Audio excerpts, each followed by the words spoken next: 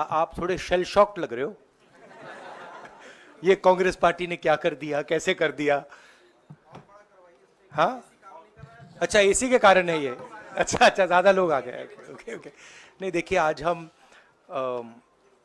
बड़ी इंपॉर्टेंट चीज के बारे में आपको कहना चाहते हैं। पहली बार हमने नोट किया कि चुनाव के समय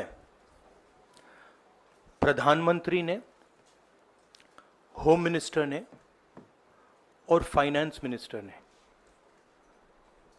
स्टॉक मार्केट पर टिप्पणी दी।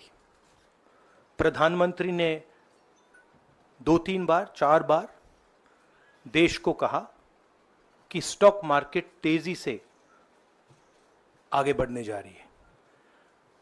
होम मिनिस्टर ने सीधा कहा कि 4 जून को स्टॉक मार्केट आसमान में जाएगी, लोगों को खरीदना चाहिए। और यही मैसेज फाइनेंस मिनिस्टर ने दिया। फर्स्ट, ये आज थोड़ा हम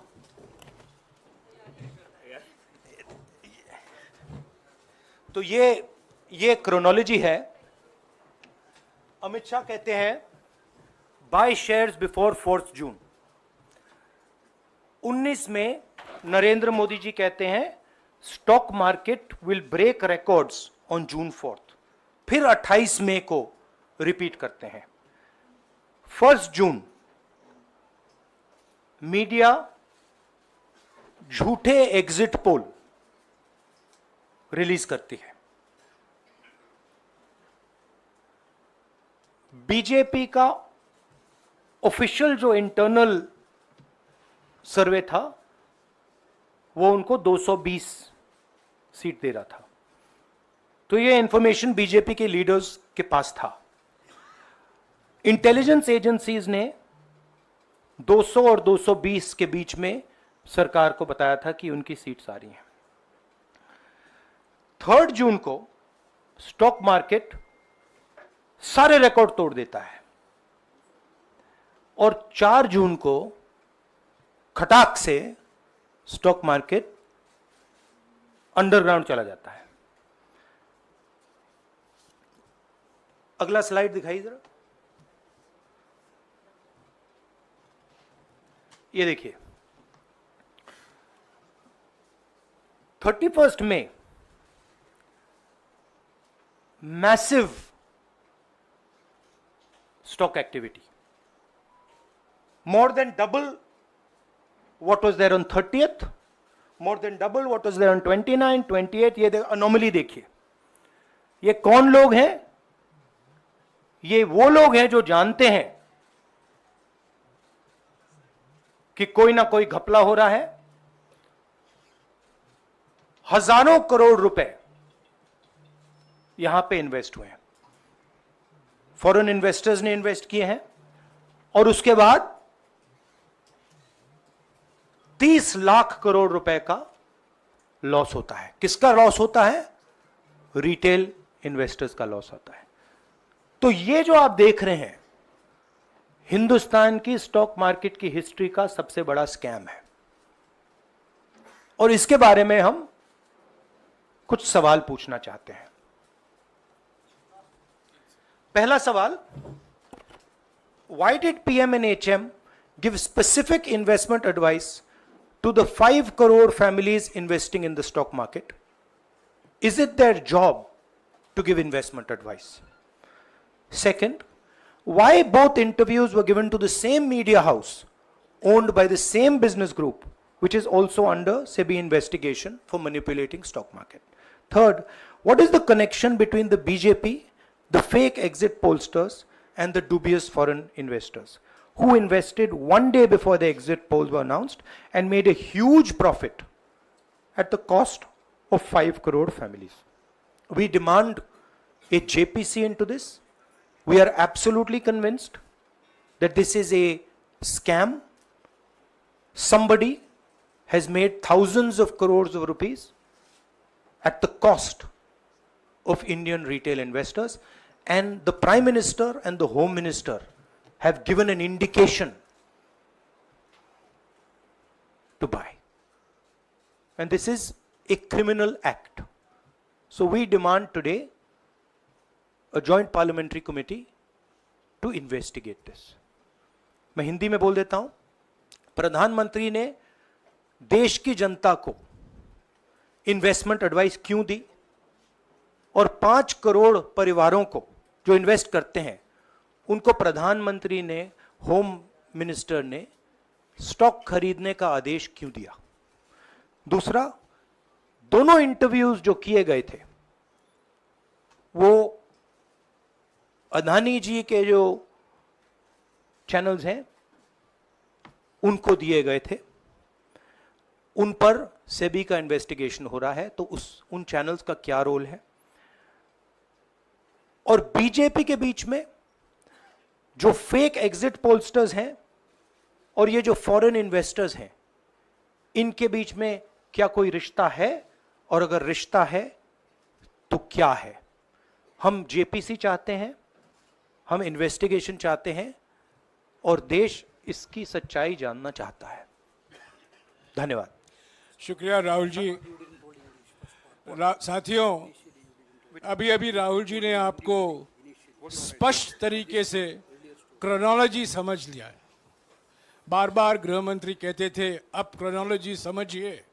आज राहुल जी ने देश को क्रोनोलॉजी समझाया है। इसके ऊपर अगर आपके सवाल हैं तो एक एक करके आप पूछेगा, एक एक करके पूछेगा।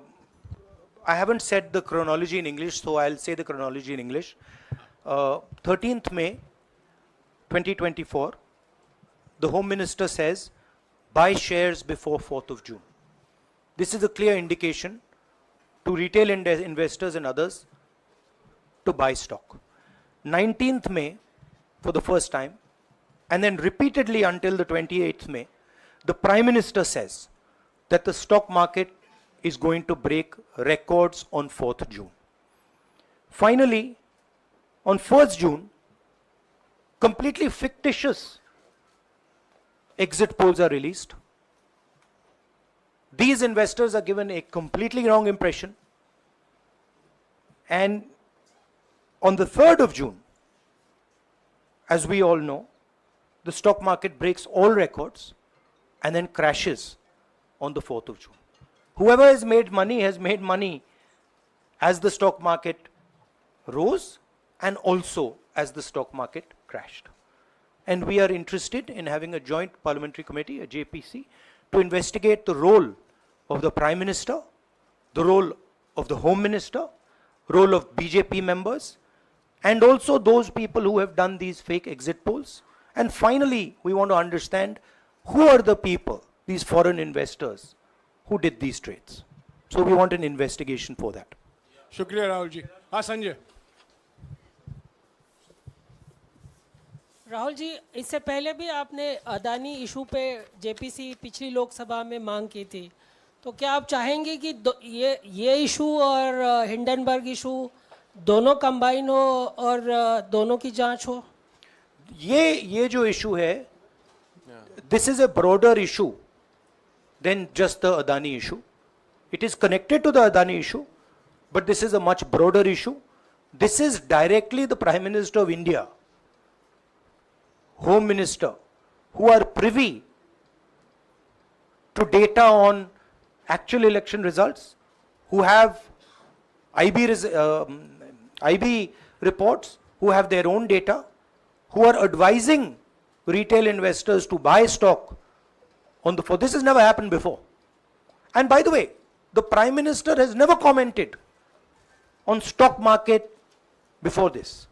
This is the first time the Prime Minister has commented, very interestingly, and multiple times, one after the other, saying that stock market is going to boom, stock market is going to boom, stock market is going to boom. And at the same time, he has information that the exit polls are wrong. He has information that he knows what is going to happen because he has IB data and he also has his own party data. हाँ जी रवि। बताई है जनता को कि कई चैनलों ने मिलकर ये सब चीज़ किया है, जिस तरह से एग्जिट पोल करके लोगों को गुमराह किया है, जिस तरह से शेयर बाजार में सारा कुछ हुआ है। जी न्यूज़ ने भी इस मामले को उठाया है और बताया है, और आपके कहने का सीधा अर्थ है कि अडानी को इसका फायदा उठाने के लिए किया गया है। नहीं, मेरा कहने का ये अर्थ है कि उसमें अदानी इन्वॉल्व हो सकता है, मगर ये अदानी से बहुत बड़ी चीज है। इसमें बीजेपी के सबसे बड़े नेताओं ने कहा है, रिटेल इन्वेस्टर्स को मैसेज दिया है कि आपको स्टॉक खरीदना चाहिए। उनके पास इंफॉर्मेशन थी कि एग्जिट पोल्स गलत हैं, उनके पास इंफॉर्मेशन थी कि बीजेपी को फुल मेजॉरिटी नहीं मिलने वाली है, और वो जानते थे 3 जून को और 4 जून को क्या होने वाला है। कितने का 30 लाख, कितना 30 लाख करोड़ का नुकसान हुआ है, कितने का 30 लाख करोड़ रुपए का नुकसान हुआ है, और हजारों लाखों करोड़ रुपए का चुने हुए लोगों को फायदा हुआ है। और हम इंक्वायरी चाहते हैं प्रधानमंत्री पर, होम मिनिस्टर पर, जिन्होंने एग्जिट पोल किया उन पर, और ये जो फॉरेन इन्वेस्टर्स हैं उन पर। हाँ शेमिन,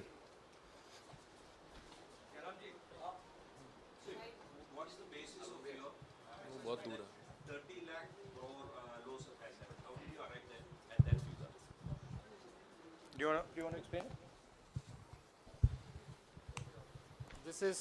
This is based on the value, market value of all the companies the day before the results came, and the market value of the stock market of all the companies at the end of the day on results. हाँ संजीव, एक minute Sanjeev. Rahulji, you've talked about, are you alleging the involvement of the Prime Minister and the Home Minister? Yes. And whose money is it? Yes, Are you that, saying that it is what I their am money? saying. I am saying that people very high up in the BJP have carried out this scam. I am saying they had partners who carried out these exit polls. We would like to know if these exit polls were actually carried out, if people were actually sent out. And we'd also like to know the methodology of these polls. We'd like to understand who these investors are. We have some sense of who these investors are. So we are not just speaking out of the air. We are confident that if an investigation is done, interesting things will be revealed. And we think the Prime Minister and Home Minister are directly involved in this. हाँ Siddharth, companies की भी आपको लगता है जांच होनी चाहिए जिनके शेयर बहुत अप गए, जिनके सबसे ज्यादा शेयर खरीदे गए और जिनके शेयर उसके बाद में बेचे भी गए, तो उन कंपनीज का भी को भी इस दायरे में आना चाहिए, आपको लगता है? हमारा कहना है कि यहाँ पे बड़ा क्लियर है कि स्कैम हुआ है। प्रधानमंत्री ने डायरेक्टली कहा है, होम मिनिस्टर ने डायरेक्टली कहा है, इंडिकेट किया है जनता को कि स्टॉक मार्केट ऊपर जाएगी। होम मिनिस्टर ने तो साफ कह दिया कि खरीदना चाहिए। और जब प्राइम मिनिस्टर और होम मिनिस्टर और फाइनेंस मिनिस्टर ऐसी बात करते हैं तो उसका रिएक्शन आता है, लोग उसको बिलीव करते हैं। तो बिल्कुल क्लियर है कि इन 3 लोगों ने कहा है। यह भी क्लियर है कि इनको मालूम था कि रिजल्ट 400 का नहीं है, 300 का भी नहीं है। तो ये हम पता लगाना चाहते हैं, उसमें आप जो कह रहे हो वो भी शामिल है।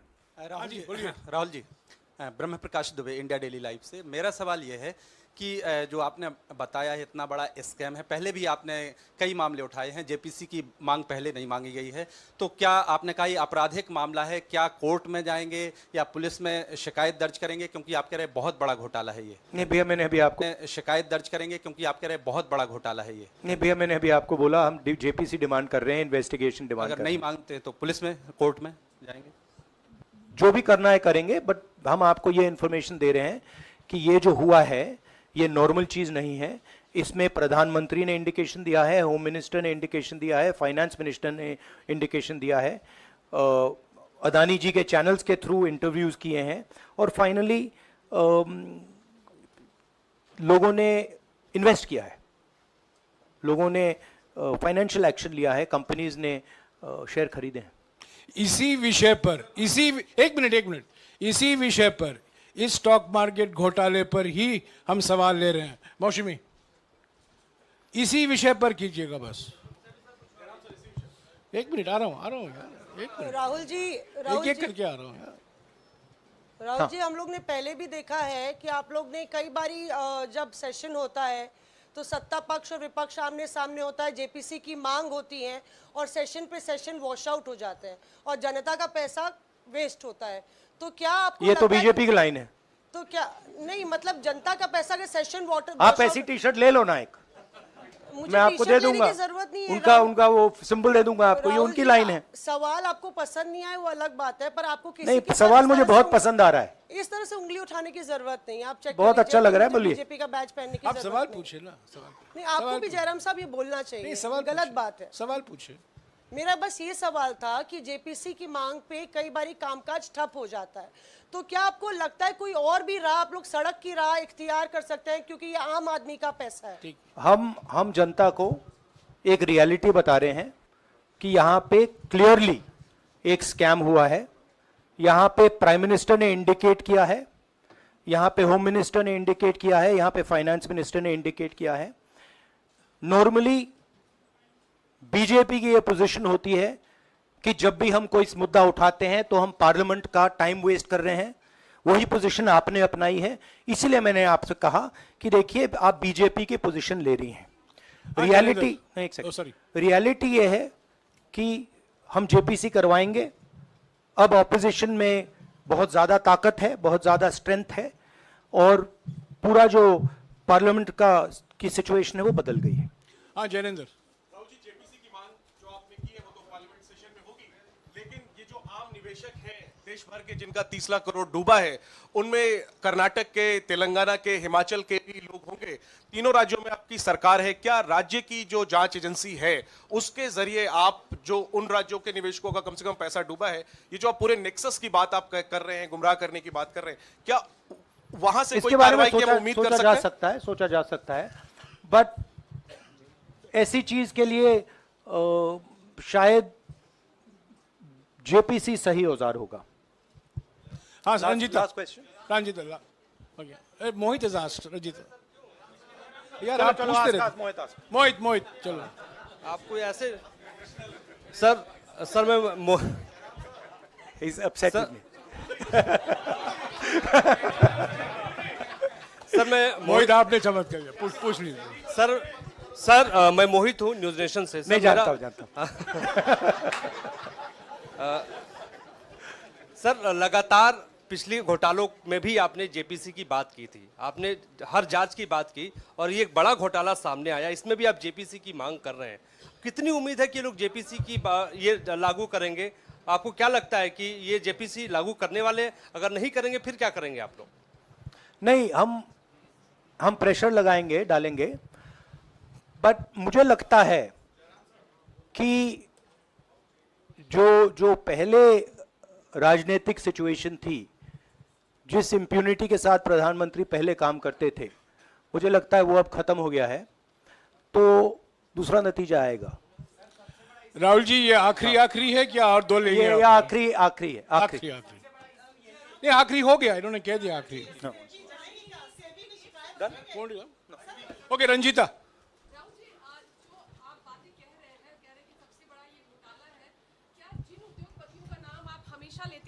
चुनावी जो रैलियां रही हैं उसमें भी और उसके बाद भी, क्या आप कहना चाहते हैं कि सरकार ने मदद की है उन उद्योगपतियों को और अमीर बनाने में? नहीं, मैं कह रहा हूं, मैं सिर्फ सरकार की बात नहीं कर रहा हूं, मैं दो इंडिविजुअल्स की बात कर रहा हूं। प्रधानमंत्री ने और हिंदुस्तान के सब रिटेल इन्वेस्टर्स जिनको नुकसान हुआ है, मैं आपसे बोल रहा हूं, आपको यह बात समझ आ जाएगी। आपका पैसा गया है, आपकी कमाई गई है, आपको नुकसान हुआ है, और इसमें करोड़ों युवा हैं जो ईमानदार हैं। तो नरेंद्र मोदी जी ने, अमित शाह जी ने आपको मैसेज दिया कि 4 तारीख को स्टॉक मार्केट आसमान छुएगी, और आपने उन पर भरोसा किया। मगर सच्चाई यह थी कि नरेंद्र मोदी को मालूम था कि 4 जून को स्टॉक मार्केट आसमान नहीं छुएगी। 4 जून को स्टॉक मार्केट का जबरदस्त नुकसान होने जा रहा है, क्योंकि उनके पास इंटेलिजेंस की रिपोर्ट थी और बीजेपी का जो इंटरनल असेसमेंट था 220 सीट का, वो उनके हाथ में था। तो मेरा ये सवाल है और मैं आपसे इन्वेस्टर से कहना चाहता हूं कि आपको जो चोट पहुंची है, जो आपको दर्द हुआ है, वो चोट नरेंद्र मोदी जी और अमित शाह के बयान ने आपको पहुंचाई है। और हजारों करोड़ रुपए किसी ना किसी ने चोरी की है। वो आपके जेब से गए हैं, रिटेल इन्वेस्टर्स के जेब से गए हैं। तो मैं चाहता हूं, आपके लिए बोल रहा हूं, मैं आपके लिए बोल रहा हूं कि इन्वेस्टिगेशन होना चाहिए, पता लगाना चाहिए कि प्रधानमंत्री जी ने, होम मिनिस्टर ने आपको यह गलत इंफॉर्मेशन क्यों दी, और ये कौन लोग हैं, इन्वेस्टर्स जो हैं, फॉरेन इन्वेस्टर्स हैं, जिन्होंने इस दिन फायदा उठाया। ये देखिए ग्राफ है, ये रेड चार्ट जो है, इसको देख लीजिए। ये नॉर्मल ट्रेडिंग है, ये नॉर्मल ट्रेडिंग है, ये ग्रे वाली नॉर्मल ट्रेडिंग है, और ये जो ट्रेडिंग है ये अबनॉर्मल ट्रेडिंग है, ये 2-3 गुना है, और फिर ये हुआ है नुकसान। तो ये नरेंद्र मोदी जी और अमित शाह से मैं पूछ रहा हूं कि आप में इसमें आपका क्या रोल था, और रिटेल इन्वेस्टर्स के लिए पूछ रहा हूं, आपकी मदद के लिए, आपकी मदद करने के लिए पूछ रहा हूं, और इन्वेस्टिगेशन होगा तो आपके लिए होगा। धन्यवाद। शुक्रिया।